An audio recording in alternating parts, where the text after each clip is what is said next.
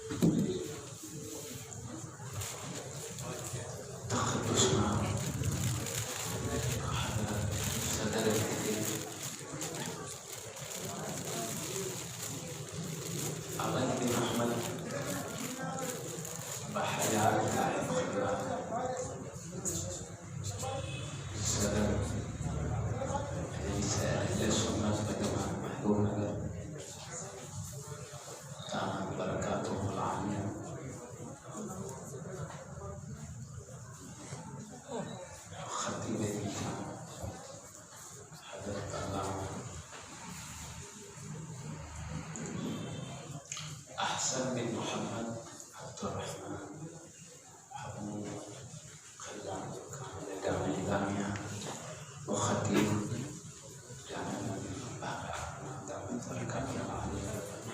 وعظیم المرتبہ جلیل القدر جمیع علماء کرام وارثین علوم مصطفیٰ صلی اللہ علیہ وسلم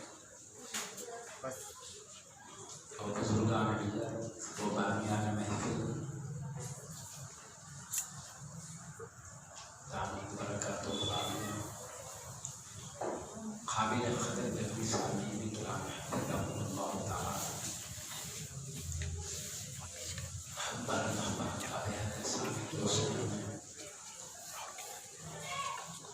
اپنے گھر میں اپنے دین پاک کی پاکیزہ تعلیمات کو سمجھنے سمجھانے کے لیے حاضر ہونے کا شرف عطا فرمایا ہے. ہم کو اپنے پاک پروردگار کے شکر گزار کرنا چاہیے. ہم نے ابھی کچھ دیر پہلے اپنے قدیم المرتبہ جلیل القدر خطیب ملت برکاتہ العالیہ سے ہمارے روحانی اصلاح کے لیے ہمیں کیا کرنا چاہیے اور خصوصاً شیخ الاسلام عارف باللہ حقائق اعلیٰ معارف تذکار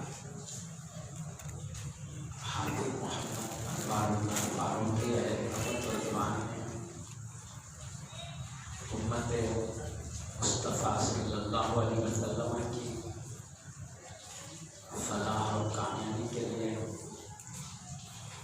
جدوجہد اور کوششیں فرمائی ہیں.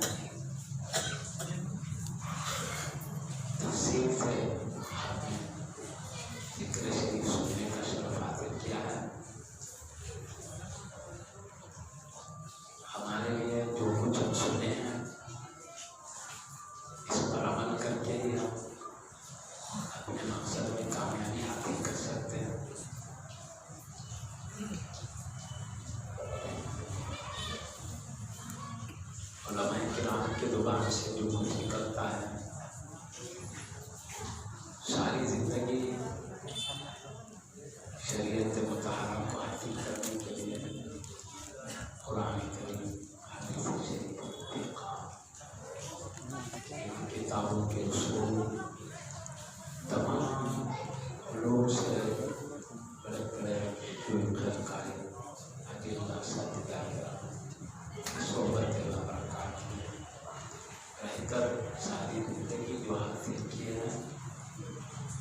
سامنے چند لمحات میں ان نعمتوں کو عطا کرتے ہیں، یہ بہت علماء کرام کا نوازش ہے۔ اور پھر حضرت اللہ نے جو اپنی قیمتی اوقات میں سے وہاں پر کئی مختلف ذمہ داریاں ہیں، خود حضرت مدرسے کے رہنما ہیں، آپ کی نگرانی میں مدرسہ بہار شریف داخلہ میں جاری ہے، مسجد کی ذمہ داری، دیگر مختلف ذمہ داریاں رکھتے ہوئے بھی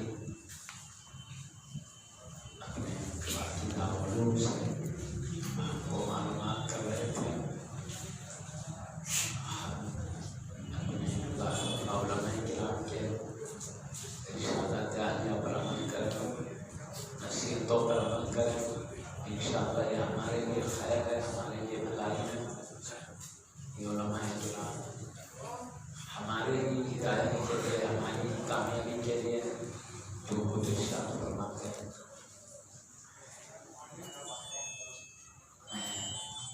ان کی بیداری کے لیے، بزرگوں کے سعادت مندی کے حصول کے لیے کچھ ذکر شریف عرض کر کے اپنی بات کو سمجھ لیتا ہوں۔ ذکر شریف شریعت کی باتیں ہیں، وہ سعادت مند شریف ہی ہوتی ہیں۔ ذکر کرنے وقت ذکر شریف کا حال ہوا ہے۔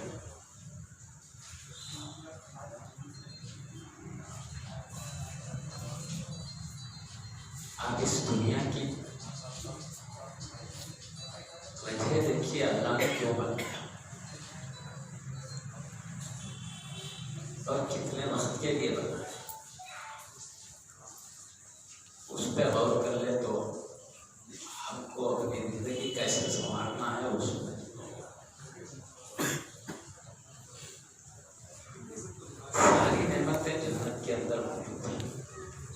کھانے پینے کی، رہنے کی بھی بات ہے، اگر مٹی پتھر کے مکان ہے وہاں پر سونے چاندی کے مکان، یاقوت و زمرد کے ستون، موتیوں کے چھت ہیں، یہاں پر اس کی طاقت کے مطابق گھر سلامت رہتا ہے۔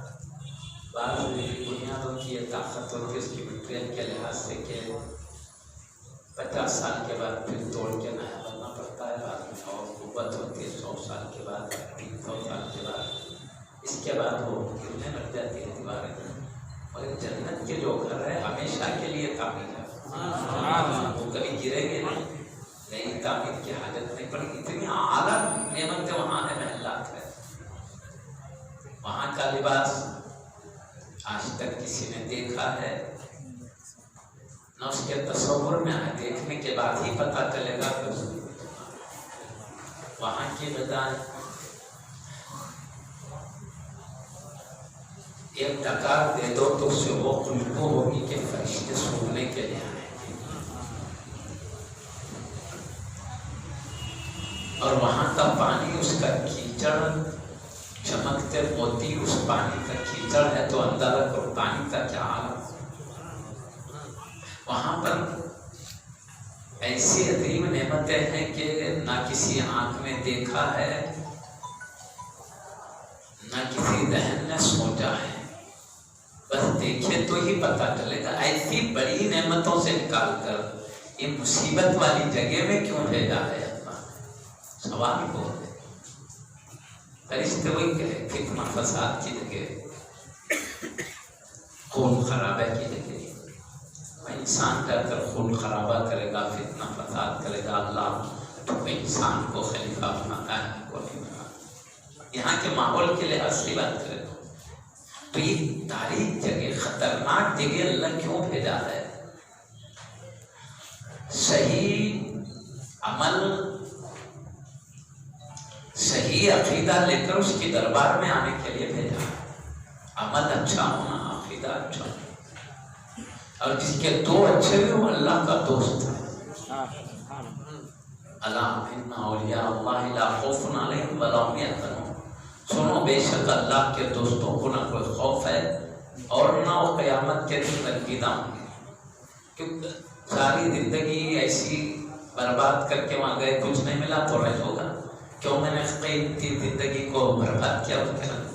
اولیاء اللہ نے کوئی لمحہ غفلت میں کمایا نہیں, اس مقصد کے لیے آئے تھے اس کو پانے میں لگایا اور پا چکے, اس لیے اللہ کہتا قیامت میں انہیں رد بھی نہیں ہوگا.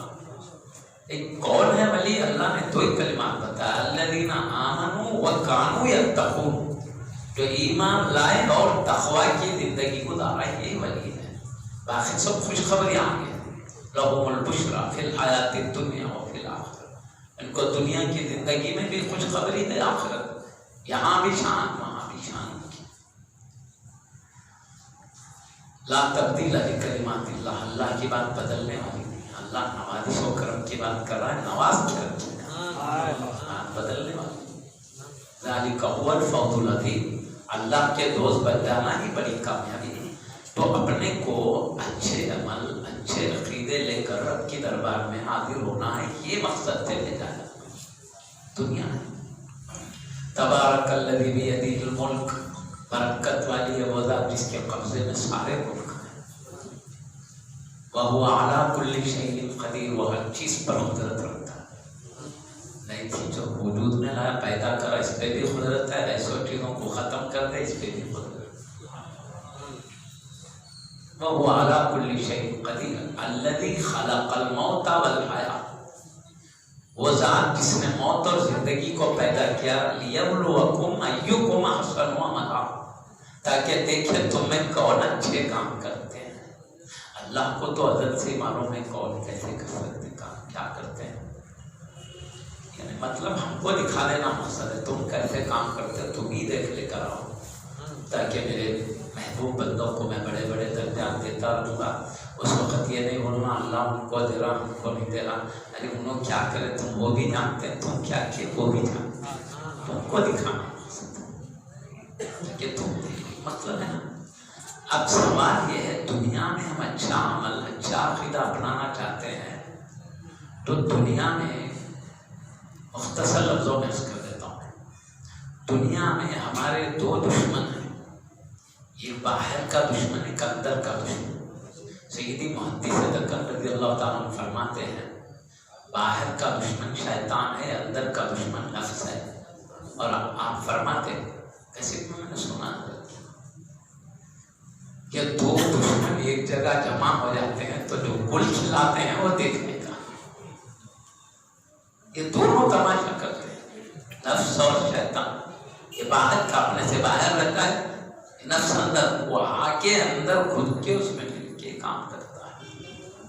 وہ شیطان کو اللہ نے اتنا تصرف دیا, پیارے نبی فرماتے رگوں میں خون جیسے دوڑتا خون کے ساتھ شیطان. تو یہ کیا کرتے ہیں, انسان کو نہ صحیح عقیدے پہ رہنے دیتے ہیں نہ صحیح عمل پہ رہنے دیتے ہیں. یہ ناراضگی کے گڑھے جو ہے اللہ کے, اچھا عقیدہ اچھا عمل اللہ کے رضا کے راستے, اور بدعملی بدعقیدگی ناراضگی کے گڑھے. وہ شیطان نہیں چاہتا کہ جن کے ابا کے ادب نہیں کرنے کی وجہ سے میں جہنمی ہوگا, ان کی اولاد جنت میں جائے. نہیں, جب میں ان کے ابا جان کی وجہ سے دوزخ میں جا رہا ہوں تو ان کی اولاد کو بھی لے کے جاؤں گا. تو یہ وسوسے ڈالتا ہے انسانوں میں, ڈال کے غلط اعمال کو حسین جمیل بنا کے پیش کرتا ہے. قرآن میں وَلَقَدْ زَيَّنَّا الشَّيْطَانَ أَعْمَالَهُمْ, اللہ نے ان کے اعمال کو زینت دے دیا, برے اعمال کو اچھے بنا کے پیش کرتا ہے.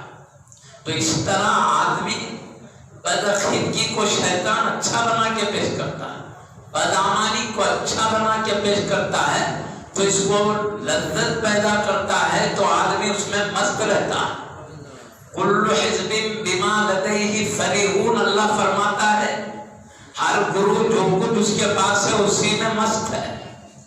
یعنی ہر ایک شخص اپنے بدعمالی والا بدعمالیوں پر, بدعقیدگی والا بدعقیدگی پر مست ہے. شیطان اس کو دھوکہ دیا ہوا ہے, جال میں پھنسایا ہوا, اس کا جال جانتے ہیں. غوث پاک سید الاولیاء رضی اللہ عنہ کو دھوکہ دینے کی کوشش کیا تھا.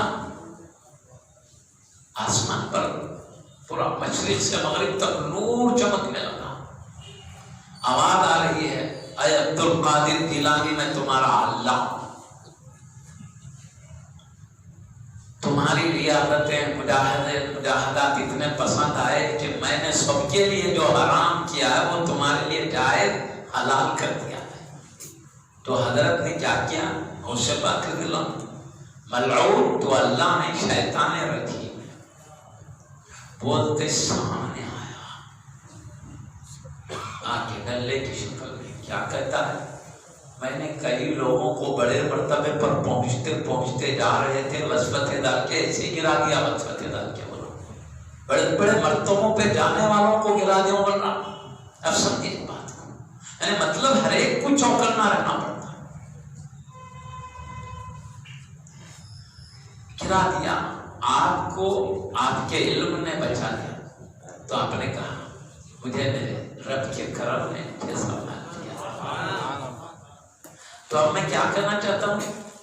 شیطان نہیں چاہتا کہ رب کی رضا پر قائم رہے، تو لوگوں کو غلط عقیدے غلط اعمال میں لے جاتا ہے. اور یہ اولیاء اللہ علماء کرام کیا کرتے ہیں معلوم؟ صحیح عقیدے صحیح اعمال کی طرف لاتے ہیں تاکہ اس کا عقیدہ بھی صحیح ہو، عمل بھی صحیح ہو. ان کا کام سیدھا کرنا ہے، اس کا کام بگاڑنا. اب میں آپ کو بولوں انسان پیدا ہوتے ہی اللہ ایک شیطان بھی پیدا کرتا ہے، ایک فرشتہ بھی پیدا کرتا ہے حدیث شریف میں. اور دونوں کا تعلق اس پیدا ہونے والے انسان سے قائم کرتا ہے اللہ. انسان پیدا ہوا اللہ اس کے تعلق کے لیے شیطان بھی پیدا کرتا ہے، ایک فرشتہ بھی، دو بھی. شیطان کا کام یہ ہے انسان کو شر وسوسے ڈال کے شر کی طرف بڑھانا، یہ شیطان کا کام ہے. اور وہ فرشتے کا کام، فرشتہ بھی اللہ پیدا کرتا ہے، وہ فرشتے کا کام اچھے خیالات ڈال کر اللہ کی رضا کی طرف لانا. حدیث میں ہے صبروں. اور پھر صحیح بات کیا ہے؟ ہر انسان اسلامی مزاج پر پیدا ہوتا ہے. اس کو کوئی مت بھٹکاؤ، نہ سکھاؤ بھی، چھوڑ دو. سب سے پہلے اس سے پوچھو اللہ کتنے؟ تو ایک اللہ ہے، بولے گا. بولے بڑوں کا ادب کرنا کہ بے ادبی، ادب کو اہمیت دینا. اسلام نے ادب فطرت میں رکھا ہے، فطرت ہے. کل مولود یولد علی الفطرت، ہر لڑکا اسلامی فطرت پر پیدا ہوتا ہے. ابواہ یحودانہ و ینصرانہ، اس کے ابا امی اس کو یہودی بناتے ہیں، اس کے ابا امی مجوسی نصارہ بناتے ہیں. اور ایک حدیث میں یمجسانی کا بھی کلمہ اضافہ ہے، وہ یمجسانی، ابا امی اس کو مجوسی بنا دیتے ہیں. سمجھ گئے بات کو؟ بچہ صحیح پیدا ہوا، باپ بھٹک گیا، ماں بھٹک گئی، بیٹے کو بھٹکا دیتی. وہ یہودی تو اس کو بھی یہودی بناتی، وہ نصاری تو اس کو بھی نصرانی بناتے ہیں دونوں مل کے. وہ مجوسی تو اس کو بھی مجوسی. تو کتنوں کا ہاتھ ہو گئے؟ شیطان نفس ہے، ادھر بھٹکے والے وہ بھی ساتھ دیتے ہیں اس کا. اب اس کے لیے اللہ نے ہم کو سورہ ناس دیا ہے دونوں کے شر سے پناہ مانگنے کے. ہم ڈائریکٹ مقابلہ نہیں کر سکتے، رب کی پناہ میں چلو تو صحیح معاملہ ہے. اعوذ برب الناس کہہ دو حبیب میں لوگوں کے رب اور مالک کی پناہ میں آتا ہوں. ملک الناس لوگوں کے بادشاہ کی پناہ میں آتا ہوں. الہ الناس لوگوں کے معبود برحق کی پناہ میں آتا ہوں. اللہ خود سکھا رہا من شر الوسواس الخناس، خناس کے وسوسوں کے شر سے میں اللہ تیری پناہ میں آتا ہوں. الذی یوسوس فی صدور الناس، جو لوگوں کے دلوں میں وسوسہ ڈالتا ہے وہ خناس. من الجنۃ والناس، وہ جنوں میں بھی ہوتا ہے انسانوں میں بھی ہوتا ہے. پہلے جن تباہ کرتا ہے کسی انسان کو تو انسان بھی جن کی طرح شامل ہو جاتا. وسوسہ ڈالنے میں اب کیا ہو گئے؟ ایک شیطان ہو گیا، ایک نفس ہو گیا، اور شیطان و نفس کا جو شکار ہو گیا وہ انسان بھی شامل ہو گیا اس میں. اب ہو کے آدمی کو بھٹکاتے ہیں. اب میں بتاؤں بھٹکنے کی دو قسمیں ہیں. ایک کلمہ پڑھ کر بھٹکنا، ایک کلمے کے مخالف رہ کر بھٹکنا. بدعملی بھی دو قسم کی ہے، کلمہ پڑھ کر بدعمل ہونا، کلمے کی مخالفت کرتے ہوئے بدعمل ہونا۔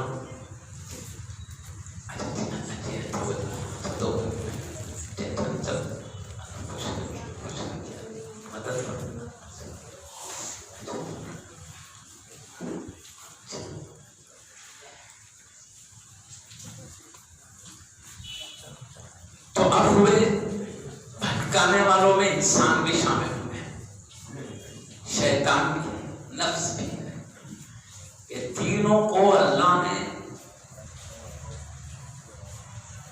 انسان پیدا ہوتے بھٹکانے والا شیطان بھی اللہ ہی پیدا کرتا ہے۔ وہ کیوں؟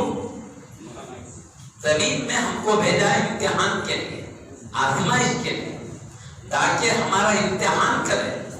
تو امتحان کے لیے شیطانی وسوسے بھی ضروری ہے۔ دیکھیں گے شیطانی وسوسوں کا شکار ہوتا ہے یا فرشتے کی رہنمائی کو اپناتا ہے۔ سمجھے؟ یہ ہدایت یافتہ علماء اولیاء کی رہنمائی کے ساتھ چلتا ہے یا جو شیطان کے شکار ہو کر بھٹکانے والے ان کے ساتھ چلتا ہے۔ اب تو یہ ماحول ہمارا ہے۔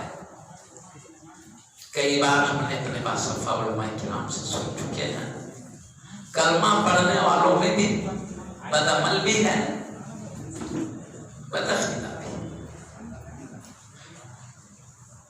72 پیارے نبی نے فرمایا 72 فرقے تو یہود میں ہو گئے تھے، ایک ہی فرقہ یہود، مگر اس میں بھی ٹکڑے ہو گئے 72۔ اس میں بھی یہ بھی یہود، وہ بھی یہود، وہ بھی یہود، مگر اس کا کچھ عقیدہ الگ، اس کا کچھ عقیدہ، ایسے 72 فرقوں کا عقیدہ الگ الگ ہے۔ اور پیارے نبی بولے میری امت میں تو 73 فرقے ہو جائیں گے اور سب دوزخ میں جائیں گے، ایک ملت نہیں جائیں گی۔ میں کئی بار سنے نا، ایک ملت نہیں جائے گی۔ قالوا من هي یا رسول اللہ، صحابہ نے کیا یا رسول اللہ وہ ایک ملت کون تھی؟ قال ما انا علیہ واصحابی، کہا جس پر میں اور میرے صحابہ ہیں، یعنی میرے عقیدے اور میرے صحابہ کے عقیدے پہ چلنے والا گمراہ نہیں ہے۔ یہ پیارے نبی نے رہنمائی کی، نبی کے طریقے کو سنت بولے، صحابہ کو جماعت بولے، یعنی سنت اور جماعت کو اپنانے والوں کو اہل سنت و جماعت بولے۔ اب شارٹ فارم کر کے اہل سنت و جماعت کو سنی کہتے ہیں۔ یہ حدیث سے ثابت ہے، پیارے نبی فرمائے کلمہ پڑھنے والے فرقوں میں جب کئی ہوں گے تو اہل سنت و جماعت ہدایت پر ہوں گے، ان کا عقیدہ صحیح ہوگا۔ پیارے نبی کی رہنمائی ہے۔ تو اب کیا کرنا ہے ہمیں؟ کلمہ پڑھنے والوں میں ان کے ساتھ چلنا جو اہل سنت و جماعت علماء، اہل سنت و جماعت کے علماء اولیاء کرام کے ساتھ چلنا، چاہے وہ سادات کرام ہو یا غیر سادات کرام ہو۔ اہل سنت و جماعت میں سادات کرام ہیں یا غیر سادات علماء ہیں، اولیاء ہیں، ان کے ساتھ ہمیں چلنا ہے۔ پیارے نبی نے رہنمائی کی ہے۔ تو پیارے نبی دیکھو بولے یہ شیطان وسوسے ڈالے گا، انسان وسوسے ڈالے گا، یہ نفس ہٹائے گا، مگر کلمہ پڑھنے والوں میں جب بھٹکنے لگیں گے لوگ تو بولے اہل سنت و جماعت کے علماء بزرگوں کے ساتھ ہو جاؤ، رہنمائی کریں۔ اب پیارے نبی کی رہنمائی کے باوجود بھی اگر کوئی اپنی طرف سے اہل سنت کو چھوڑ کے کہیں بھی جانا ہے تو بھٹکے تو کون ذمہ دار؟ خود ان ذمہ دار ہے۔ علماء اولیاء نے تو اپنی ذمہ داری پوری کی، حبیب پاک کا فرمان پہنچا دیا، ہو گیا۔ اب رہا جو کلمے کے مخالف لوگ ہیں وہ تو پورے اسلام کے خلاف ہیں، وہ اسلام کی کسی بات کو بھی نہیں پسند کرتے سوائے اس کے کہ جو وہ اپنا عقیدہ اپنائیں، جس کو بہتر سمجھنا بس اسی کو اچھا سمجھتے ہیں۔ لازمی بات ہے، وہ جن چیزوں کو اچھا سمجھتے ہیں وہ خود بھی اپناتے ہیں اور ہم کو بھی مجبور کرتے ہیں کہ اس کو اپنائیں۔ تو وہ اپنے مزاج کو ہم میں ڈالنے کے لیے پوری کوشش کریں گے کہ کہیں اسلام آگے بڑھنے نہ پائے، نہ اسلام آگے بڑھے، نہ اسلام کے رہنما ان کی رہنمائی کریں۔ ان کی کوشش یہ ہوگی کہ دینی مدارس ختم ہو جائیں، سب چل رہا ہے، کوشش کر رہے ہیں دینی مدارس کو سرکاری مدارس بنانے کی کوشش کر رہے ہیں۔ باہر ابھی خبروں میں آیا، بعض علاقوں میں ہو رہا، پورے دینی مدارس بند تھے، سرکاری جائیں وہ جو تعلیم دے وہ دینا اپنی مرضی کے ہو رہا۔ تو جو لوگ اسلام کو غلط سمجھتے ہیں وہ چاہیں گے وہ اپنے مذہب کو جو صحیح سمجھتے ہیں وہ چلے، اسلام ختم ہو جائے۔ تو ان کی کوشش یہ ہے، تو ہمارے کو اس میں بھی رہنمائی ہے کہ ہم کو جب تک کہ اللہ تعالیٰ نے الحمدللہ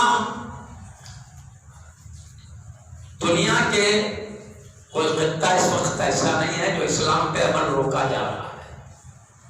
نمازیں پڑھنے کی ہر جگہ گنجائش ہے، روزے، زکوٰۃ، حج، خصوصاً ہمارے ہندوستان میں تو الحمدللہ نمازوں پہ روک نہیں ہے، روزوں پہ روک نہیں ہے، حج پہ روک نہیں ہے، زکوٰۃ پہ روک نہیں ہے۔ جو چیز پہ روک نہیں ہے کم سے کم ہم اس پہ تو ثابت قدم رہنا چاہیے۔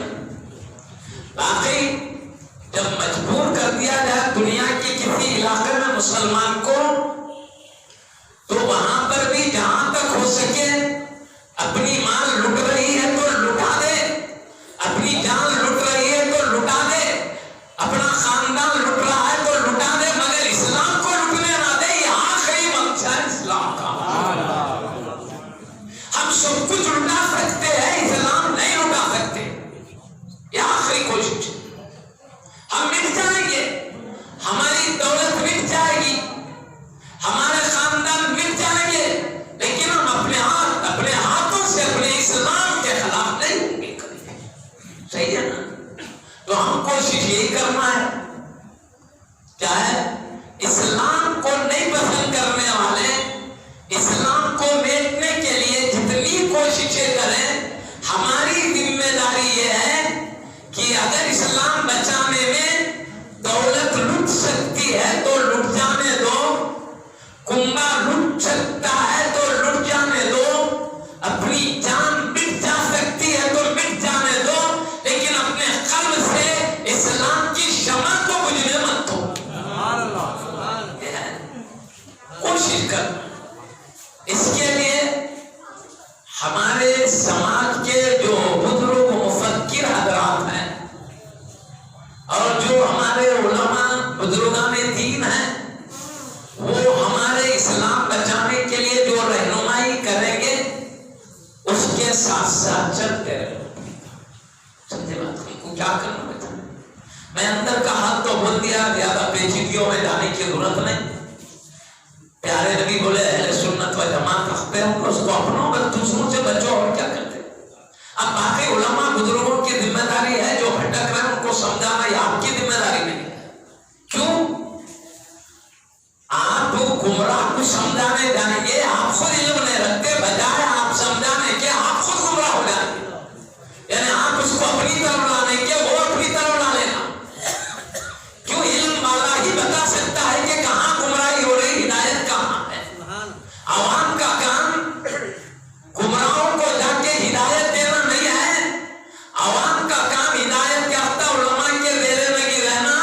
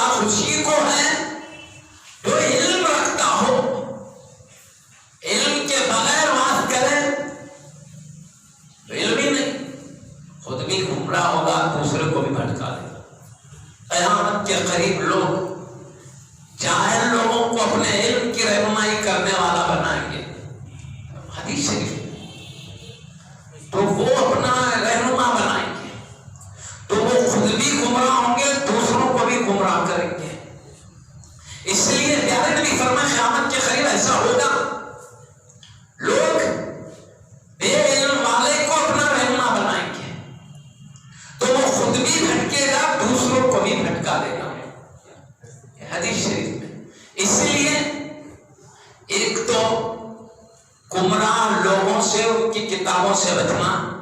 دوسری بات اپنے کو علم نہیں، اپن خود نہیں پڑھنا، بلکہ جیسا کہ حضرت نے فرمایا ہے جو جس منصب کا ہے اس کو وہ حق دے دینا.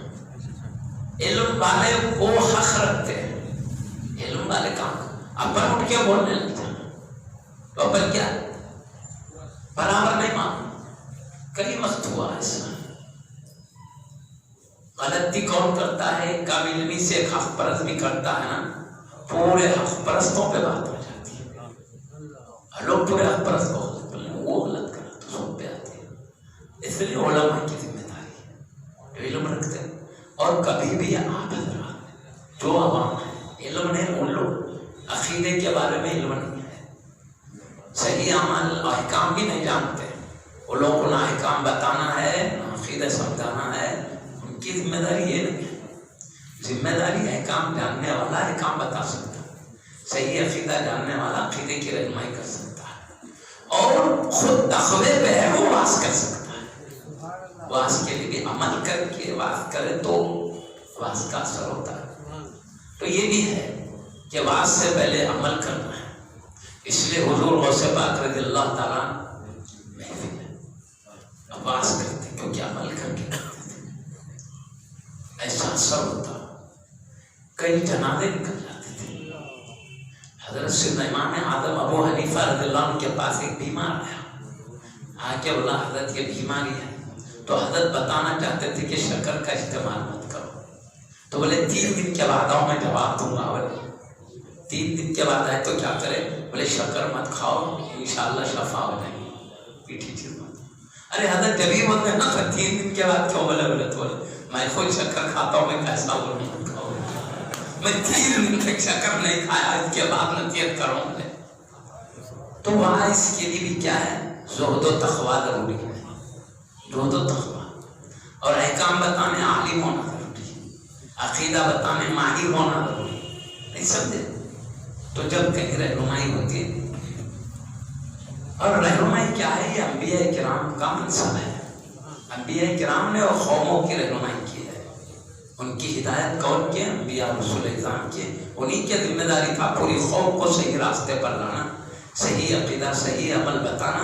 یہ انبیاء کرام کی ذمہ داری. اس لیے انبیاء کرام کی مثال دیتے ہوئے پیارے نبی نے فرمایا علماء و امتی کا انبیاء بنی اسرائیل. میرے امت کے علماء بنی اسرائیل کے انبیاء کی طرح شان رکھتے ہیں. شان بولے تو میں کئی بار آپ سے کہا ہوگا نبوت کے مرتبے میں ان کی شان نہیں.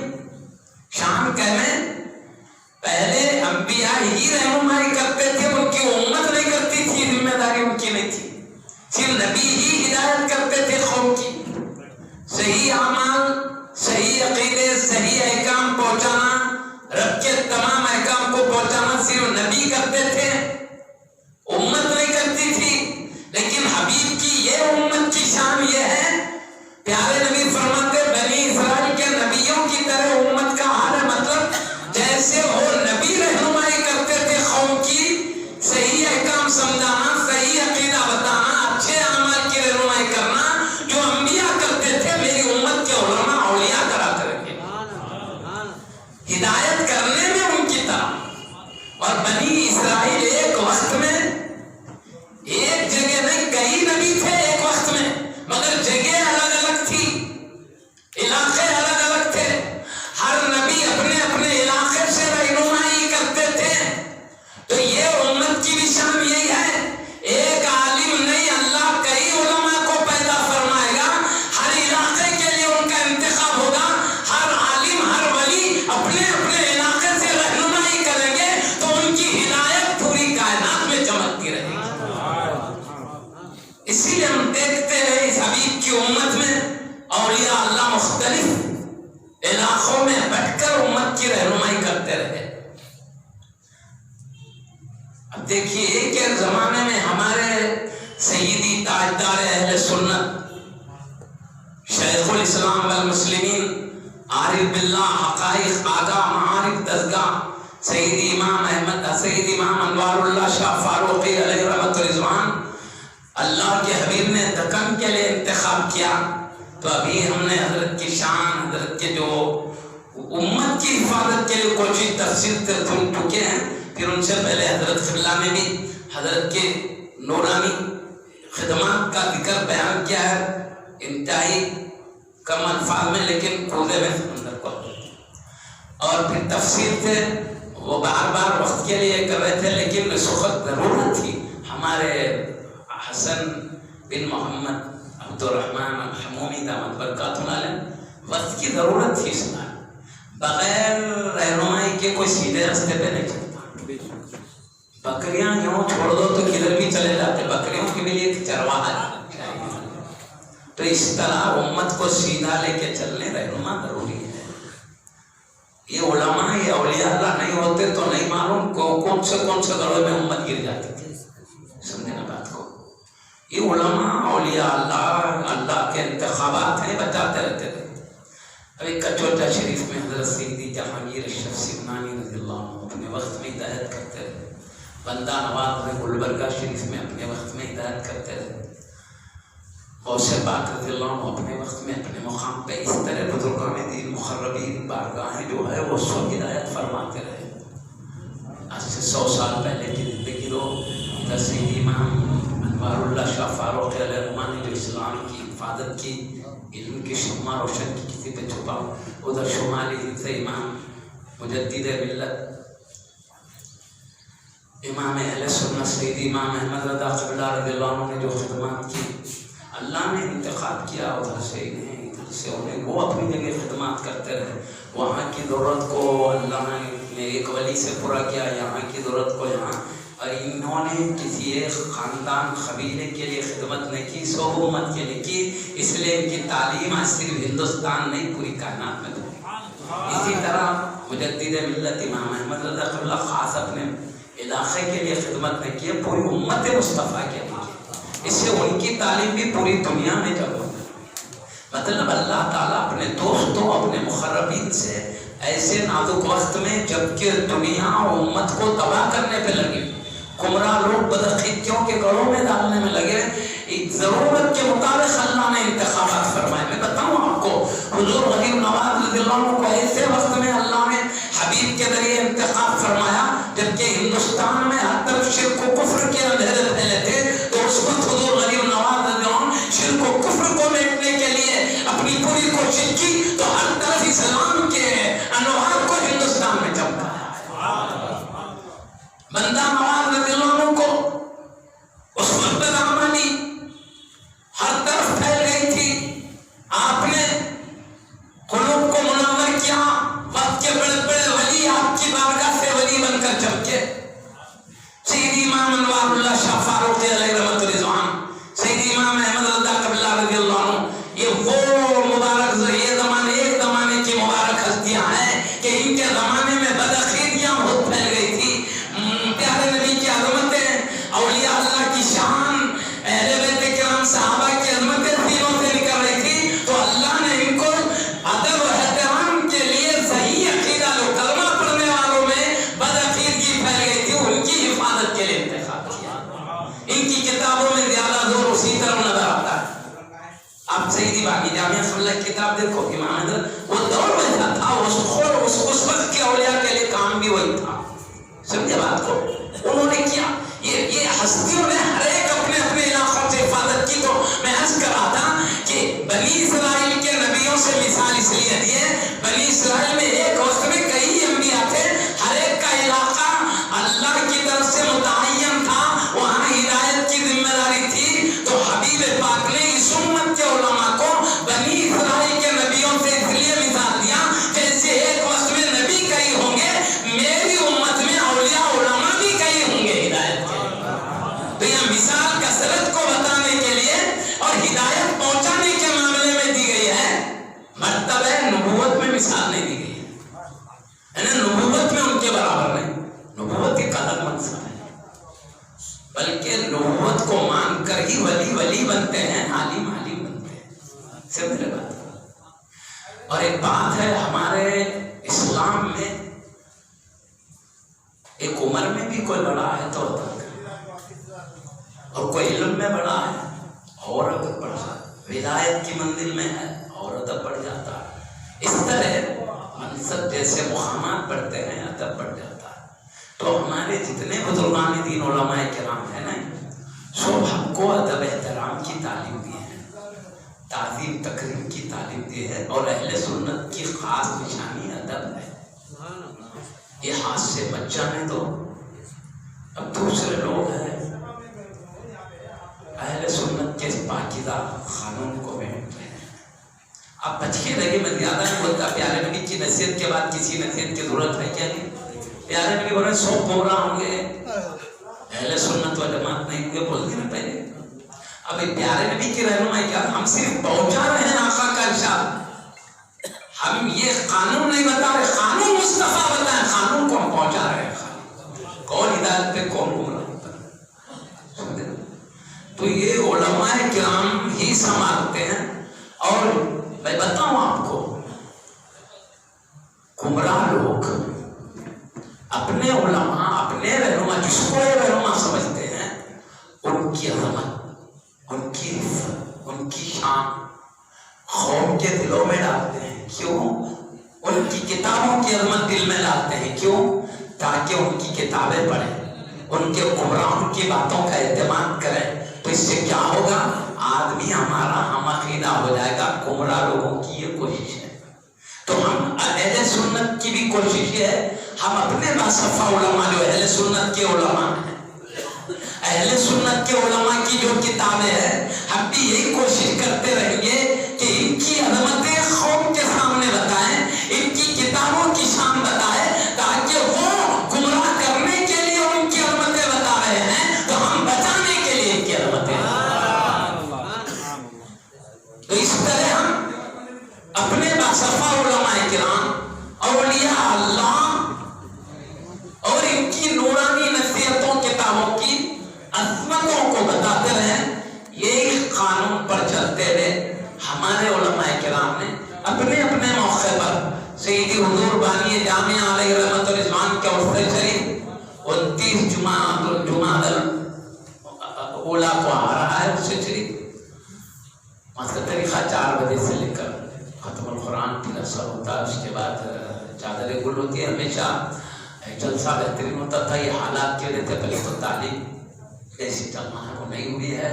پھر یہ لاک ڈاؤن کے مسئلے وہ تمام بھی میں سمجھتا ہوں بہت جلد مغرب کے ساتھ ہی وہ ختم ہو جائے گا حضرت کا. تو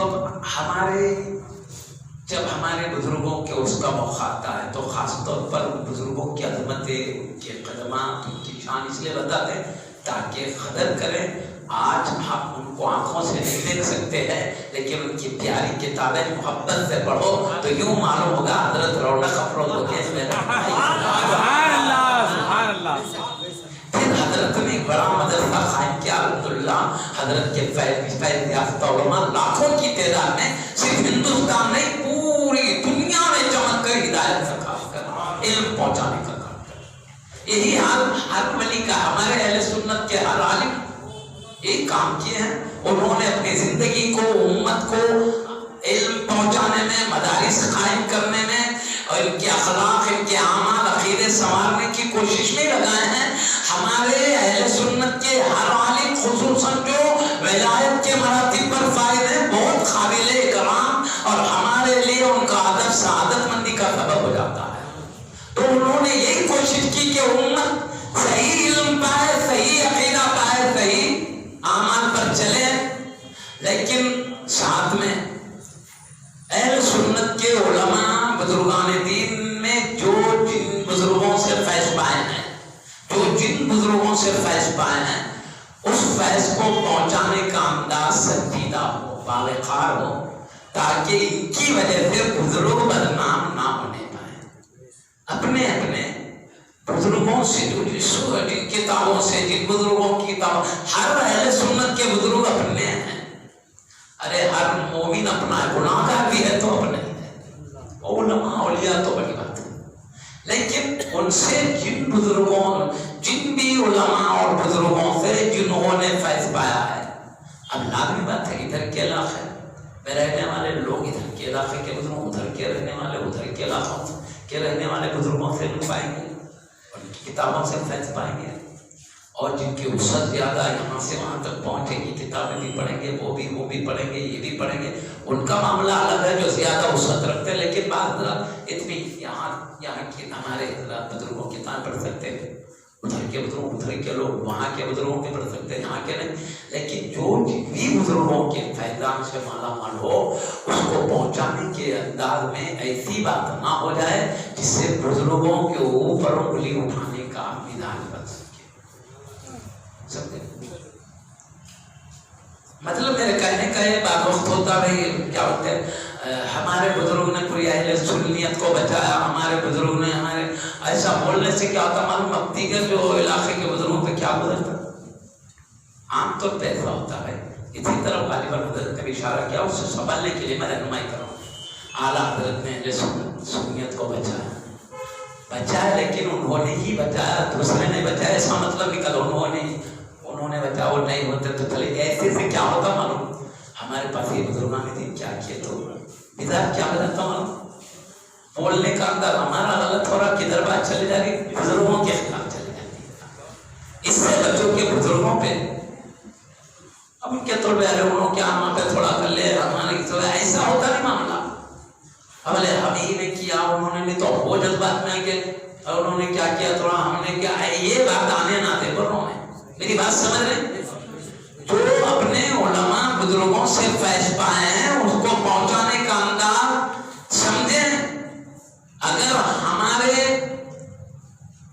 بزرگ کا نام لے کے ہم دوسرے بزرگ کے خلاف تحقیق کریں تو سب سے پہلے ہمارے بزرگ ہمارے ناراض ہو جائیں گے، کیونکہ وہ ولی کو جتنا چاہتے ہیں ایک ولی دوسرے ولی کو، ہم کو اس کا اندازہ نہیں.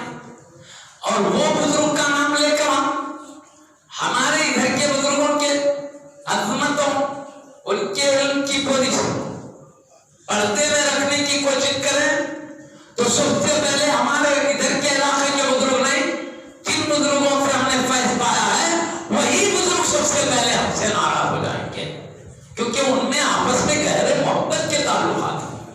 اولیاء اسلامی مزاج رکھتے ہیں، اسلامی مزاج محبت پیار ادب احترام کا ہے، عوامی مزاج ان کا نہیں ہوتا. سمجھے بات کو؟ تو یہ پہنچانے کے انداز میں فرق آنا جس کی وجہ سے بزرگوں پہ انگلی نہ اٹھ جائے. جس بات ہے پیارے بھی کیا فرماتے ہیں ایک سمجھنے کے لیے، تم اپنے ابا امی کو گالی مت دو. صحابہ رضی اللہ عنہ نے عرض کیا یا رسول اللہ کوئی اپنے ابا امی کو بھی گالی دیتا کیا؟ تو جواب میں کیا بولے، آخا کیا بولے، تم کسی ابا امی کو گالی دیتے ہو، پلٹ کر وہ تمہارے ابا امی کو گالی دیتا ہے تو تم ہی تو سبب بنے نا. تم پہلے ان کے ابا امی کو گالی دے، پلٹ کے تو تمہارے نہیں دیتے تو تم وہ کیوں دیتا؟ تو مطلب کیا تم نے دینے کا سبب بنا، تم گالی دینے والے تھے. تو ایسی بات علماء میں نہ پہنچے. یقیناً ہر ولی نے اپنی شان کے لحاظ سے خدمات انجام دیے ہے. ہم ان کے نالین کے گرد و غبار کو آنکھوں کا سرما بنانے کی بھی لائق نہیں ہے، مگر ہم کہتے ہیں پہنچانے کے انداز کا لحاظ کریں. اسی بزرگ کی عظمت مجروح نے بتایا، سمجھ بات. اس کی بات معاملہ جذباتی ہو جاتا ہے. تو خیر بہرحال اللہ تعالیٰ نے ہر زمانے میں علاقوں میں مخربین کا انتخاب کیا. ہر مخرب اپنی اپنی شان کے لحاظ سے امت کی خدمت کیے ہیں. جہاں جیسی ضرورت ہے وہاں ویسی خدمت کی ہے. بزرگان دین اولیاء اللہ کو ہم سے امت مصطفیٰ سے جو پیار ہوتا ہے کسی باپ کو اپنی اولاد سے وہ پیار نہیں ہوتا. میں اس کا اندازہ بولوں، میں سید امام احمد رضا رضی اللہ عنہ کی کتابیں پڑھا، شیخ الاسلام عارف باللہ امام انوار اللہ شاہ فاروق رحمۃ رضوان کی کتابیں پڑھا.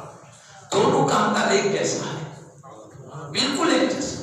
ایک جیسا تو دلائل میں تو ہے ہی، جو محبت کا انداز امت کے، امت کو صحیح راستے پہ لانے کے جو جذبات کہہ رہا ہوں، جذبات ایک جیسے ہیں. معلوم ہوتا ہے کہ نور ایمان ایک ہی جیسا چمکایا گیا ہے. میں کہا ہے بالکل پکی بات کر رہا ہوں. تو خیر بہرحال میں پھر ایک بار جو علماء کس علاقے سے فیض یاب ہو کر آئے ہیں ان کے علوم کو پہنچانے کے انداز کو صحیح طریقہ تاکہ میں جو کہہ رہا ہوں سب سمجھنے بات معاملہ کہیں ایسا نہ ہو. اب یہ جیسا ہو رہا سیدنا علی نے کیا ایسی عظمت بتاتے بتاتے گویا صحابہ کے خلاف بولنے والے. اب ہم صحابہ کی عظمت بتاتے تو سیدنا علی رضی اللہ عنہ کو لا کے ہمارے مقابل میں کھڑا کر رہے ہیں. ارے ہم سیدنا علی رضی اللہ عنہ کے مقابل میں آتے جی. ان کے اولاد کی اولاد کی اولاد ان کے غلاموں کے غلاموں کے غلاموں کے غلاموں کتنے کی بات کے ان کے نالے کے گرد و غبار میں نہیں آتے. اب انہوں لا کے ہمارے وہ ارے ہم صحابہ کی عظمت بتائے تو صحابہ کی عظمت کہیں تو یہ اہل بیت کی مخالفت میں کوئی قرآن حدیث سکھا ہے کیا؟ صحابہ کا ادب کرو تو اہل بیت کی گستاخی سمجھی جائے گی. کوئی بھائی قرآن کیا ہے؟ کوئی حدیث ہے؟ صحابہ کا اکرام بتاؤ تو اہل بیت کی بے ادب ہو جاؤ گے، ایسا ہے کہیں؟ یہ ان کو مقابل میں کیوں لا رہے بھائی؟ ہمارے لیے اہل بیت کا ان کی شان کے لحاظ سے ادب و عظمت ضروری ہے. صحابہ اکرام کی ان کے شان کے لحاظ سے ادب و احترام ضروری ہے. تم انداز جو اپنا رہے ہو، لوگوں کو سچے غلام دشمن بنا کے پیش کرنے کی کوشش کر رہے ہو. حالانکہ اہل سنت وہ ہے اہل بیت کرام پر مالی نہیں اولاد ہی نہیں اپنی جانیں قربان کرنے والے لوگ ہیں. وہ مقابل لا کر مت پیش کرو ان کو، بلکہ بانی جامعہ تو کہتے سچے چاہنے والے اہل سنت ہے. اہل بیت کے حضرت نے ثابت کیا ہے. تو مقابل میں لا لے رہے ہیں کس لیے؟ بولے تو صحابہ کے خلاف بولنے کے لیے. کیوں بولے تو نام ایک عظیم ہستی کا ذکر کرتے ہو کہ مقابل آگے بول کے بے ادبی کو آسانی سے بٹھانے. بھائی صاحب یہ طریقہ اللہ کا نام لے کے ولیوں کے مخالف کرنا اچھا نہیں، اہل بیت کا نام لے کے صحابہ کے مخالف بنانا اچھا نہیں. اہل سنت بولے تو صحابہ اہل بیت دونوں کی عظمت ہے. جس کے سینے میں جگمگا رہی وہ ہے اہل سنت. خالی صحابہ ہے اہل بیت نہیں ہے وہ خالی نہیں ہے. خالی اہل بیت ہے صحابہ نہیں وہ بھی آتی ہے. یہ تو بزرگوں کی کتابوں میں بڑے بڑے بزرگوں نے لکھا ہے. ہم نے کبھی وہ کتابوں کو آپ کے سامنے نہیں بتا، بخاطر ضرورت ہی رہے آپ کو بتایا. بزرگوں کی کتابیں تفصیل سے پڑھ گیا تو ہم نے بھائی اس طرح نہیں کیا، مگر اس طرح تو اس سے بھی ہو جانا. ہمارے انداز کو بدل اور صحیح طریقہ سے. تو پیارے نبی صاحب ہم کیا بولتے اے علی تمہاری مثال میں یہ امت میں عیسیٰ علیہ السلام کی طرح. خود علی رضا فرماتے مجھے میرے نبی نے عیسیٰ علیہ السلام کی طرح. عیسیٰ علیہ السلام کی دشمنی میں یہودی لوگ اتنے آگے بڑھے کیا کیا؟ امی پہ برائی کی تہمت لگائے. اور عیسائی لوگ ایسا حلو کیے کہ ان کو اللہ کا بیٹا بنا دیا، بیٹا خراب کیا. تو یہ بھی غلط کہ سیدنا علی مرتضی رضی اللہ عنہ کو اللہ نے جو مقام اعلیٰ سے اعلیٰ دیا ہے اس میں اور بڑھا دینا یہ بھی غلط. جو عظمت دیا ذرا بھی گھٹا دینا یہ بھی غلط. اہل سنت برابری پہ چلتے ہیں بھائی. ہم کہتے ہیں سیدنا علی مرتضی حیدر کرار رضی اللہ عنہ پورے عالم میں سب سے بڑے ہیں سوائے انبیاء اور صدیق اکبر اور فاروق اعظم کو چھوڑ کر. پورے عالم میں اعلیٰ ہم کہتے ہیں. کن کو چھوڑ کر؟ انبیاء کرام کو چھوڑ کر، صدیق اکبر فاروق اعظم رضی اللہ عنہ کو چھوڑ کر. کیوں؟ خود سیدنا حضرت علی کے مرتضی رضی اللہ عنہ نے فرمایا جو کوئی شخص مجھے صدیق اکبر اور فاروق اعظم رضی اللہ عنہ پہ فضیلت دے گا میں اسے جھوٹی تہمت لگانے والے کی جو سزا ہے وہ سزا دوں گا. جھوٹی تہمت کسی پہ لگایا برائی کی تو دلیل نہیں لا سکا، 40-80 کوڑے مارنا یہ سزا ہے. تو سیدنا علی مرتضی رضی اللہ عنہ فرماتے ہیں جو مجھے صدیق اکبر اور فاروق اعظم رضی اللہ عنہ پہ فضیلت دے تو میں اسے جھوٹی تہمت لگانے والے کی جو سزا ہے وہ سزا دوں گا. اسی لیے بزرگان دین نے اپنی کتابوں میں لکھا ہے خود جب سیدنا علی مرتضی رضی اللہ عنہ یہ فرما رہے ہیں اسی لیے ہم ان کے غلام ہیں، انہی کے طریقے پہ چلیں گے. ہم ان کے شہزادے ہیں، انہی کے بتائے ہوئے راستے پہ چلیں گے.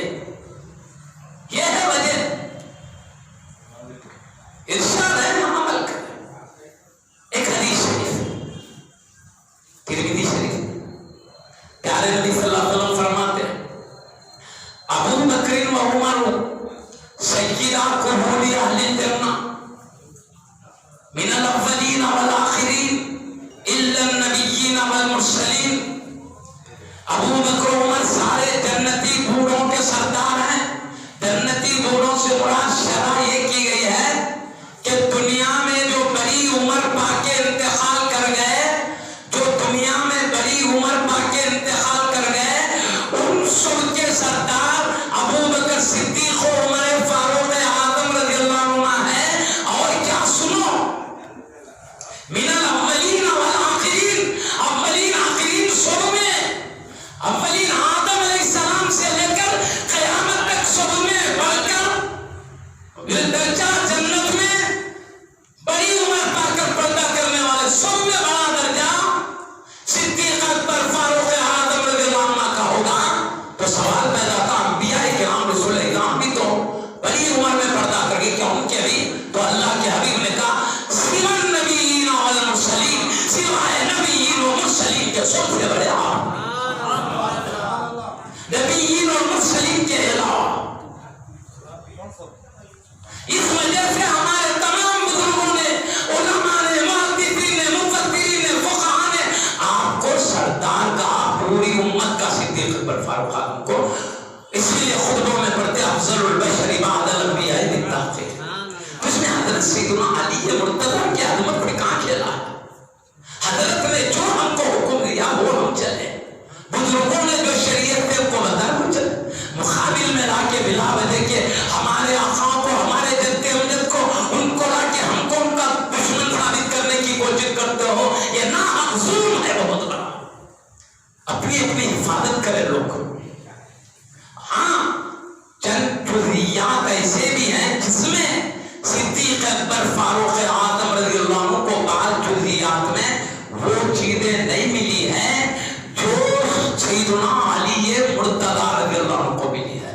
وہ جزئی فضیلت قرار دیا ہے علماء نے. جزئی فضیلت یعنی اس سے ان کی جو کلی فضیلت ہے، ان جو بڑا مرتبہ ہے، اس میں فرق نہیں آتا. اس کی میں مثال دوں آپ کو. حضرت سیدنا موسیٰ علیہ السلام نبی بھی ہے، رسول بھی ہے، اولو العزم رسول ہیں. اللہ نے ان کو اولو العزم رسولوں میں شامل فرمایا ہے. حضرت خضر علیہ السلام ان کے مقام پر نہیں ہے، وہ بڑے درجے میں نہیں ہے. مگر سنو ایک مرتبہ کیا ہوا، خضر علیہ السلام پر اللہ نے جو باتیں کھولی، کشف کیا، سیدنا موسیٰ علیہ السلام پہ پردے میں رکھا. تو خضر علیہ السلام وہ باتیں بتائی جو موسیٰ علیہ السلام سے اللہ نے چھپا کے رکھا تھا. اللہ نے جو موسیٰ کلیم اللہ علیہ السلام سے چھپایا، حضرت خضر علیہ السلام کو بتایا. تو اس جزوی فضیلت میں ہم کہیں گے خضر علیہ السلام یہ جزوی فضیلت رکھتے ہیں، موسیٰ علیہ السلام کے معاملے میں یہ اس مسئلے میں فضیلت رکھتے ہیں، لیکن موسیٰ علیہ السلام کے مرتبے تک نہیں پہنچتے. جزوی فضیلت. اب جانے دو، اب بعض لوگ یہ سمجھتے ہیں کیونکہ وہ پہلے خلیفہ ہے بلکہ ہم بڑا درجہ دے رہے ہیں، عمر فاروق اعظم میں دوسرے خلیفہ ہے بلکہ ہم دوسرا درجہ. خلافت کی وجہ سے ہم درجہ نہیں دے رہے ہیں، بلکہ اتفاق سے جو بڑے درجے والے ان کو خلافت پہلے مل گئی. خلافت کی وجہ سے نہیں. میں آپ کو بتاؤں، حضرت سیدنا علی مرتضیٰ حیدر کرار رضی اللہ تعالیٰ عنہ سارے ولیوں کے ولایت کی انتہا پر رہتے ہیں. ان سے بڑھ کر کوئی نہیں ہے، ان کے برابر کوئی نہیں ہے. لیکن حضرت سیدنا مجدد الفسانی شیخ احمد فاروقی سرہندی رضی اللہ عنہ فرماتے ہیں صدیق اکبر و فاروق اعظم رضی اللہ عنہ اخلاق نبوت کے پرتوں میں رہتے ہیں جو ولایت سے اونچا مقام ہے. کوئی ولیوں میں حضرت سیدنا علی مرتضیٰ حیدر کرار رضی اللہ عنہ کے بڑا اونچا ہے، نہ برابر ہے ولایت میں کوئی نہیں. بلکہ آپ کے مقامات بڑے بڑے ولیوں سے کروڑوں درجے اونچے مقام پر فائد ہے. مگر صدیق اکبر فاروق اعظم رضی اللہ عنہ نبوت کے اخلاق کے پرتوں میں رہتے ہیں. جو بہت اونچے مقام ہے. اسی لیے پیارے نبی صلی اللہ علیہ وسلم نے فرمایا ہے، میں نے وہ بزرگوں نے نقل کیا حدیث تو ان کی نقل کو میں لے کر پہنچا، انہوں نے جو سمجھا وہ بتا۔ حضرت سیدی شیخ احمد فاروق سرہندی رضی اللہ عنہ، جنہوں نے دین کو تمام ہونے سے بچایا ہے وقت کے بادشاہ کے مقابل میں، آپ فرماتے اسی لیے پیارے نبی نے فرمایا اگر میرے بعد کوئی نبی ہوتے تو عمر ضرور نبی بن جاتے۔ کیا مطلب؟ ان میں بارے نبوت سنبھالنے کی صلاحیت ہے۔ کیا ہے؟ بارے، اس لیے حضرت فرماتے وہ اخلاق نبوت کے پرتوں پہ ہے۔ تو یہ دو ہستیاں جدا ہیں اس معاملے میں۔ بھائی کرو ہمارے بزرگوں نے جو بتائی اس بنیاد پر ہم عقیدہ رکھتے ہیں، اللہ کے عزت کی قسم ہے حضرت سیدنا علی مرتضی کے مقام کو گھٹانا کبھی کسی اہل سنت کے ذہن میں آئی ہے؟ وہ گھٹانے کی کوشش کرے سب سے پہلے ہم مخالف۔ یہ ہے ارشادات، اس کی روشنی میں ہم نے صدیق اکبر فاروق اعظم کو خطبوں میں نہیں بولتے نہیں، یہ نئی بات ہے کیا؟ افضل البشر بعد الانبیاء بالتحقیق سیدنا ابو بکر صدیق، درود پڑھتے ہو پہلے حبیب پہ بھی صدیق اکبر کیا ہوتے ہیں؟ پورے بشر میں انبیاء کے بعد جو سب سے افضل بولتے نہیں بولتے۔ اب رہا جو شبہات ہیں، اعتراضات ہیں، میں نہیں، بزرگوں نے خود اپنی کتابوں میں مکمل جوابات دے دیے ہیں۔ اب ہم کو اتنے بتانے کی ضرورت ہے بھی نہیں، اب جمہور کا ہے۔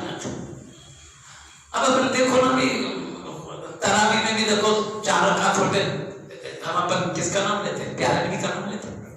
ارے پیارے نبی کا نام پہلے کہیں کھلے مقام آپ کا بڑا ہے، یہاں پر ترتیب بزرگانہ شان، پھر 4 رکعت میں صدیق اکبر، پھر فاروق اعظم، پھر عثمان غنی، ہے نا؟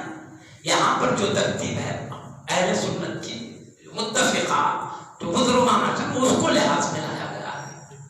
میں کئی بار کہا حضور غریب نواز غوث پاک کی شان بتاتے ہوئے کیا فرماتے ہیں؟ غوث پاک کو فارسی میں نسخ اردو میں آپ صداقت میں صدیق اکبر ہے، عدالت میں فاروق اعظم ہے، آپ حیا میں عثمان غنی ہے، آپ ثقافت میں علی مرتضی حیدر کرار ہیں۔ میں بولوں یہ نام کی ترتیب کیوں ہے؟ ترتیب کیوں؟ تو غریب نواز بھی ناموں کو جو بڑے ہیں پہلے لیا، یہ سمجھ میں آ رہا۔ اور حضور بندہ نواز رضی اللہ تعالیٰ عنہ اپنی کتاب جوامع الکلم میں لکھتے ہیں جیسی خلافت کی ترتیب ہے فضیلت بھی اسی ترتیب سے۔ وہ لوگ بندہ نواز سے بڑھ کر سمجھ سکتے ہیں کیا؟ مجدد الف ثانی قبلہ سے بڑھ کر سمجھ سکتے ہیں؟ غریب نواز رضوان اللہ علیہ مجمعین سے بڑھ کر سمجھ سکتے ہیں کیا؟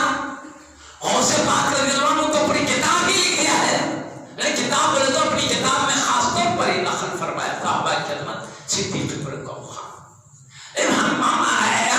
اولیاء اللہ کا دامن پکڑ کے چلنے والے ہیں نہیں، تو بلا وجہ کہ ہم کو اہل بیت کے مقابل میں مت لاؤ، ہم وہ تو بڑے بزرگ ہیں، ان کے نیچے کے نیچے کے نیچے کے شہزادگان کے قدموں تلے ہم ہیں، تو بلا وجہ کے لاتے ہو، غلط بات ہے۔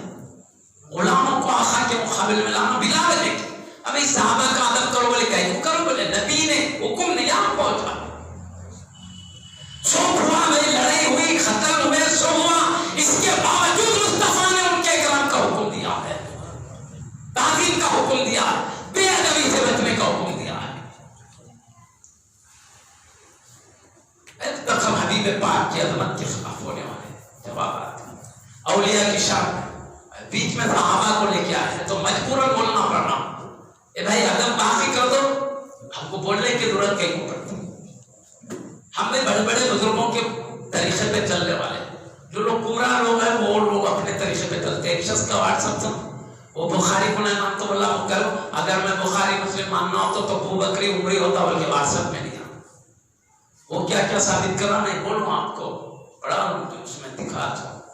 اب عام آدمی پڑھے تو بھٹکتا نہیں ہو، کیا بولا ہم تو بخاری مسلم نہیں مانتے، مگر ہم بخاری مسلم سے ثابت کر دیں گے ابو بکر صدیق رضی اللہ عنہ کو نبی نے امامت سے ہٹا دیا، نبی ہٹا دیا، بولے وہ کیسا لے، بولے تو وہ شبد ہے بس کیا سمجھ میں چپ بولو سو بولو کیسے عوام سنے تو نہیں بھٹکتے نہیں، وہ تو کیا بولا میں بخاری مسلم میں تو نہیں مانتا، میں ماننا ہوتا تو ابو بکری عمری ہوتا، کیوں وہ سنی ہے بخاری مسلم والے، میں سنی نہیں ہوں تو کہیں کو مانوں گا، بولنا چاہ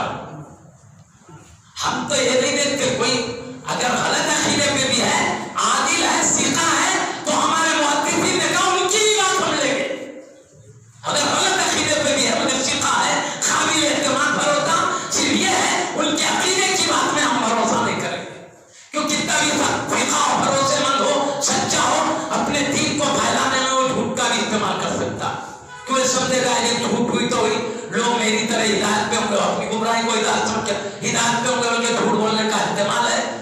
اس لیے صرف عقیدے کی بات کا نہیں، آخر کا بات لینے کا ہمارے پاس تو بھی اتنی وسعت ہے، ویسے بھی عقیدے پر عادل ہے، ثقہ ہے، جھوٹ نہیں بولتے، ڈرنے والے ہیں. کیونکہ گمراہ لوگ سمجھے غلط قرآن حدیث کو گمراہ میں ورنہ ان میں بھی ڈرنے والے ہوں، اللہ سے ڈرنے والے نیک بندے بھی ہیں، مگر یہ بدعقیدگی کہ قرآن حدیث کو سمجھنے میں دشواری چل جائے. سمجھنے نا ہمارے پر اتنی سختی ہے. بخاری نے، مسلم نے، حالانکہ ان کا زہد، ان کا تقویٰ، ان کی شان جلالت چمک رہی ہے، کوئی قائل نہیں بتاتا. ہاں تو میں کہہ رہا ہوں، سنو، میں صرف سمجھانے کے لیے کہہ رہا ہوں، میں کسی کو برا بنا نہیں کروں. سمجھا بھائی، اس وجہ سے ہم بڑے مان رہے ہیں، اس وجہ سے جاؤ. ہاں سیدنا علی رضی اللہ عنہ کو پورے عالم میں بڑے بول رہے ہیں، جو استثناء کا استثناء کر تو یہ کیا بول رہے ہیں. صدیق اکبر کو نکال دیا امامت سے. وہ کیسا بولے تو ایک بار پیارے نبی صلی اللہ علیہ وسلم نماز ہو رہی تو تشریف لائے نبی صلی اللہ علیہ وسلم، تو صدیق اکبر رضی اللہ عنہ کیا کرے، پیارے نبی کا ادب کرتے ہوئے پیچھے ہٹ گئے. پیارے نبی صلی اللہ علیہ وسلم آگے بڑھ کے، آقا کو تکلیف تھی، بیٹھ کے آقا بیٹھ کے نماز پڑھا رہے تھے اور صدیق اکبر کھڑے رہ کے پیارے نبی کی اقتدا صدیق اکبر کر رہے تھے. صدیق اکبر کو دیکھ کے پوری امت اقتدا کر رہی تھی. جیسا ہوتا ہے امام صاحب اللہ اکبر بولے تو پبلک زیادہ ہے، یہ چلے گا تو نہیں، کرنٹ چلے گا تو پیچھے والے مسلیہ بولتے ہیں اللہ اکبر، کیوں ان کی آواز بات پہنچانا. آقا بیٹھے رہے تھے، آقا کا رکوع کب ہے، سجدہ کب ہے، دیکھنے پیچھے والوں کو مشکل آتی تھی. تو صدیق اکبر رضی اللہ عنہ پیارے نبی کو دیکھ کر اقتدا کر رہے تھے، صدیق اکبر رضی اللہ عنہ کو دیکھ کر سارے لوگ اقتدا کر رہے تھے. تو وہ کیا بول رہے ہیں شاید معلوم، امامت سے نکال دیا. وہ کیسا بولے تو آئے آ کے ان کو مقتدی بنا، انہوں نے پیچھے کر دیا، آپ امامت کرے پیارے نبی. دیکھو تمہاری بخاری میں ہے صفحہ نمبر سننے والا کیا بولوں، امامت سے نکالے یا آقا ہوتے ہوئے صدیق اکبر نے کہا میرے آقا ہوتے ہوئے غلام کیسے امامت کر سکتا ہے. یہ امامت سے کہاں نکالے تھے بھائی، سوچنے کی بات ہے. اچھا یہ واقعہ پہلے ہوا اسی بخاری میں، دوسرا واقعہ کیوں نظر سے نہیں گزرا. ٹھیک ہے تم نہیں مانتے، ہم مانتے ہیں تو ہم کو سمجھاتے ہو. ہماری آدھی واقعہ آگے کی بھی بات کیوں نہیں بتاتے. آگے کیا ہے، یہ تو پیارے نبی کے وصال شریف سے 3 دن پہلے کا واقعہ ہے. ابھی 3 دن حبیب پاک دنیاوی زندگی بابرکات کے ساتھ جلوہ کر رہا ہے. 3 دن کے بعد کیا ہوا، حبیب پاک صلی اللہ علیہ وسلم پھر اپنے حجرہ شریف سے پردہ ہٹائے. ہٹاتے ہی آپ کے چہرے سے پوری مسجد چمکنے لگی. حدیث میں آیا ہے، راوی کہتے ہیں آقا صلی اللہ علیہ وسلم کے جیسے ہی پردے سے چہرہ نکلا، خرید تھے کہ ہم فتنے میں پڑ جائیں گے. ہم فتنے میں پڑنے کا مطلب کیا، آقا کی دیدار کی خاطر نماز چھوڑ کے آقا کے خطبوں میں آ جائیں گے. لیکن آقا نے ہم کو دیکھا، دیکھ کے مسکرا کے پردہ چھوڑ کے آقا اندر کمرے میں چلے گئے. وہی گنبد خضرا جو ہے آقا کا حجرہ شریف ہے، جہاں ام المومنین حضرت سیدہ عائشہ صدیقہ رضی اللہ عنہا کا گھر ہے.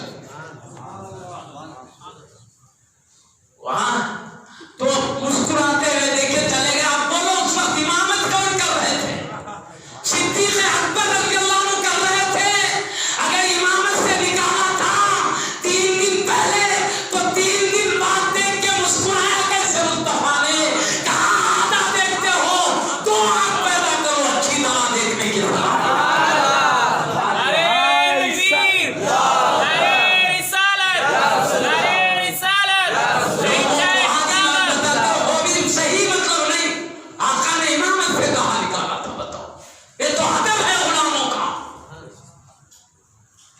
آقا ہوتے ہوئے کیسے امامت کر سکتے ہیں. اچھا خیر بات، عشاء کا ٹائم 10:15 کا ہے. ہر انشاءاللہ ہم نے بات کو تفصیل سے بھی سنا رہی تھے. یہ دیکھیے ہمارے کہنے کا مقصد، میں جو کچھ کر رہا ہوں ہم اپنے دلائل کی بنیاد پر چل رہے ہیں. بلا وجہ کے جو نہیں تھا سو اختلاف کیا ہوں میں یہ کر رہا ہوں. بند کر دیجیے، ہم صرف دلائل کی بنیاد پہ کریں، خاموش. اور صحابہ کی وہ ادب کا معاملہ اپنی جگہ کئی بار سن چکے. اسی طرح جتنے بھی ماحول ہیں چاہے اسلام کے باہر سے آئے, ہم سے جتنا ہو سکتا ہے سب لٹا کر بھی دین بچائیں تو بچائیں, اور اندر کا معاملہ تو ہم کو پیارے مصطفیٰ صاف رہنمائی کرتے ہیں. سیدھا سیدھا اہل سنت و جماعت کے بزرگوں کے ساتھ دامن پکڑ کے چلیے, اور اعمال کے بارے میں ہمارے بزرگان دین ہمارے اور علماء کرام جو نصیحت کر رہے عمل کیجیے, اور خاص بات ہر مومن ایک دوسرے کا اکرام کرے, چاہے اپنے محلے کا ہو یا دور کا, محبوب نگر کا ہو یا حیدرآباد, دلی کا ہو یا آگرے کا, بریلی کا ہو یا کھٹوچی کا, گلبرگہ کا ہو یا اجمیر کا. ہر ولی ہمارا ولی ہے, ہر مومن ہمارا. اس کو ہاتھ پہ جانے مت دو. آپس میں خطرائیں ہوں تو ایک دوسرے کو محبت پیار سے دور کرنے کی کوشش کریں. وہاں پھر دعوانا